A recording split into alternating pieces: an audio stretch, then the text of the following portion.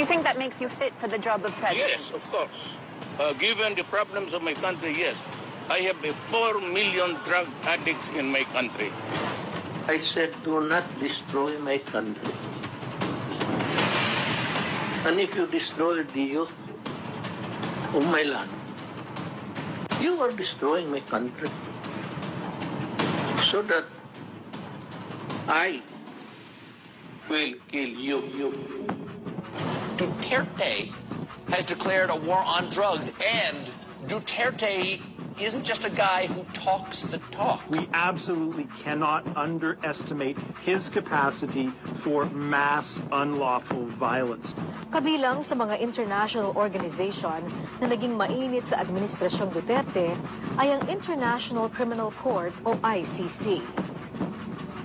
In the first place, why are you interfering in the affairs of my country and other countries? And who gave you the authority? By what divine law gave you the authority to prosecute me in a foreign land? You must be crazy. We have the courts here functioning. And if the court says that I should go to jail, I will go to jail. Walang problema yan. Rat in prison for my country. Formal nang kumalas ang Pilipinas sa ICC noong March 2019.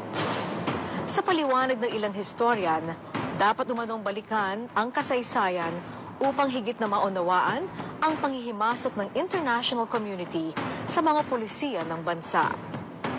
Ano ang moral ascendancy ng international community? Like for example, ng mga taga-Europe, ng mga taga-Amerika. Ano ang moral ascendancy nila para questionin yung human rights ng Pangulong Duterte? Samantalang sa kasaysayan, the Europeans and the Americans are really the oppressor. Sino bang sumakop sa Indonesia? Netherlands. Sino bang sumakop sa Malaysia, sa Singapore, sa Hong Kong, ang United Kingdom? Sino sumakop sa Pilipinas? Ang Espanya, ang Amerika. Sila ang mga nag-oppress